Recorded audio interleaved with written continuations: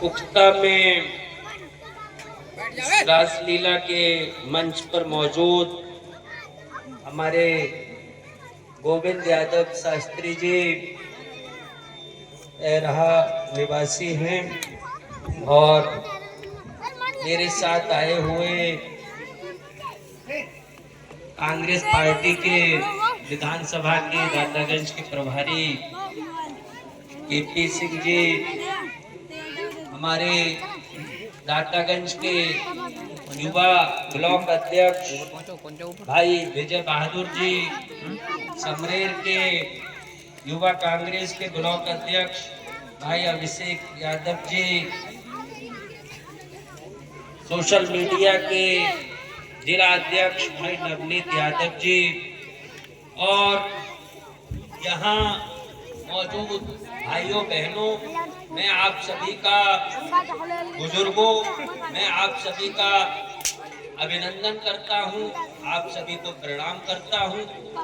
मुझे आपने यहाँ बोलने का मौका दिया, इसके लिए मैं आपका आभारी हूँ, शुक्रगुजार हूँ।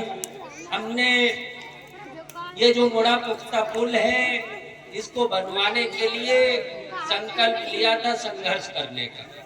एक धरना भी हमने लगाया था और आपके इस पवित्र मंच से मैं इस बात का ऐलान करके जा रहा हूं कि 26 तारीख को हम समरेर से पदयात्रा शुरू करने जा रहे हैं मुड़ा पुख्ता पुल बनवाने के लिए और हम सत्याग्रह करेंगे।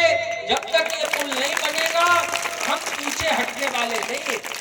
हमने उस समय भी प्रशासन से कह दिया था, हमारे ऊपर दबाव बनाया गया कि आप आवाज मत उठाओ।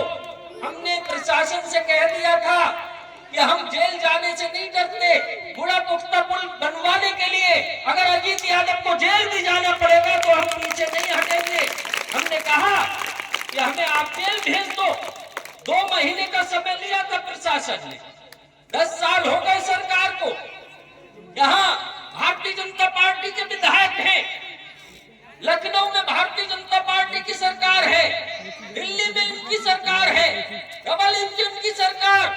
2 पुल के 2 पाए नहीं बना पाई 10 सालों में। ये क्या करने लायक है? मैं ये कहना चाहता हूँ, भारतीय जनता पार्टी के जब तक रहेगी तब तक क्षेत्र का विकास नहीं हो सकता, प्रदेश और देश का विकास नहीं हो सकता भाइयों। इसलिए हम आपसे ये अपील करने आए हैं कि इस आने वाले चुनाव में 2027 में दातागंज विधानसभा से भारतीय जनता पार्टी का सफाया करने के लिए आपसे मदद मांगने आए हैं भाइयों। आप मदद करो। 26 तारीख से 26 जनवरी से हम पदयात्रा शुरू करने जा रहे हैं। गांव-गांव जाएंगे, घर-घर जाएंगे, सबका सहयोग मांगेंगे। आप हमारा सहयोग करोगे कि नहीं करोगे बताओ हाथ उठा के भाइयों।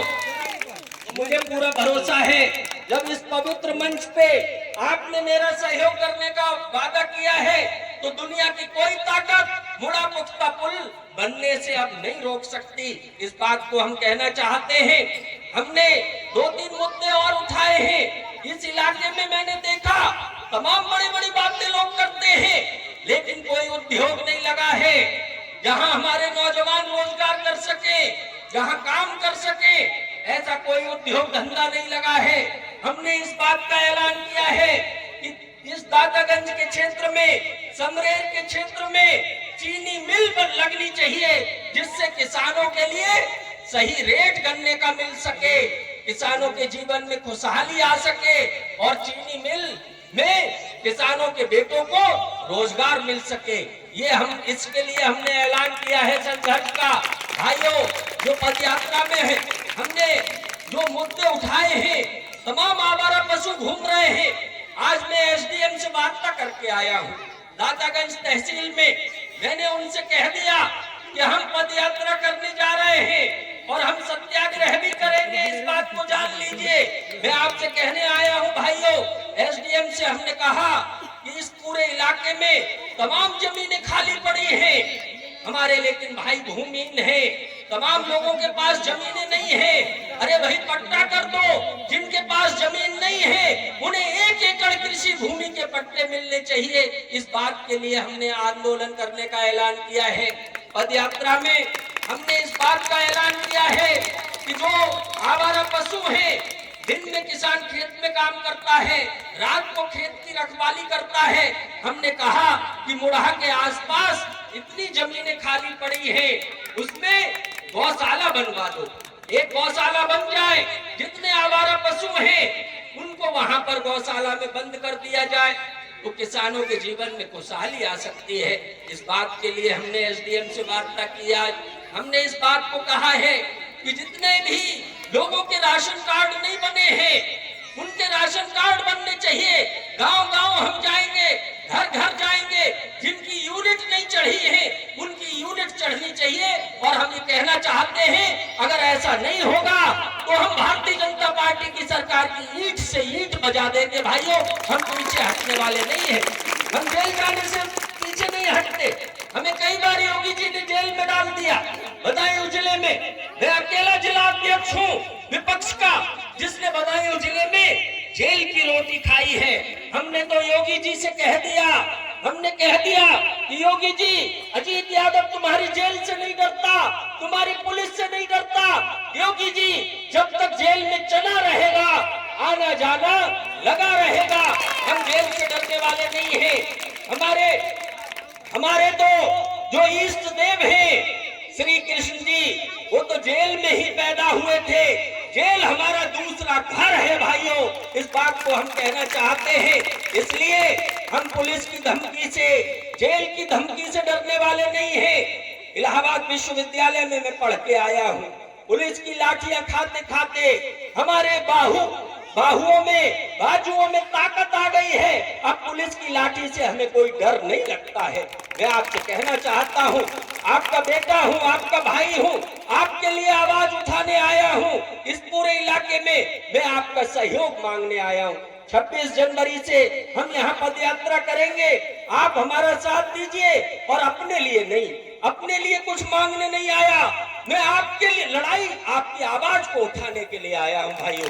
तो मैं ये कहना चाहता हूँ, हमने इतना इस बात को कहा आज एसडीएम से कि तमाम बुजुर्ग हैं, 60 साल पेंशन नहीं मिल रहा है उनको, 60 साल, तमाम विधवाएं हैं, हमने कहा सबको पेंशन मिलनी चाहिए। एक गांव में भी एक बुजुर्ग अगर हमें मिल गया जिसकी पेंशन नहीं बनी है, तो हम इस सरकार से संघर्ष करेंगे भाइयों। हमारी विधवाओं को पेंशन मिलना चाहिए। हमने इस बात को कहा एसडीएम से कि तमाम जो हमारे राजमिस्त्री हैं, बेलदार हैं, भवन निर्माण का काम करते हैं, बढ़ई हैं, लोहार हैं, पुताई करते हैं, सड़क बनाते हैं, लेंटर डालते हैं, तमाम ऐसे लोग जो भवन निर्माण करने का काम करते हैं, उनके लिए कानून बना है, लेकिन वो कानून लागू नहीं है, उनका पंजीकरण नहीं है श्रम विभाग में। 16 योजनाएं उनको मिलनी चाहिए, लेकिन दातागंज में कोई योजना नहीं मिल रही है। हमने इस बात को कहा कि हर गांव में हर मजदूर का श्रम विभाग में पंजीकरण होना चाहिए, उन्हें लेबर कार्ड मिलना चाहिए। इन तमाम मांगों को लेके हम भाइयों आंदोलन शुरू करने जा रहे हैं। आप सबका आशीर्वाद मांगने आए हैं। हमारी माताएं बहनें, आप बताओ, हमें आशीर्वाद मिलेगा आपका?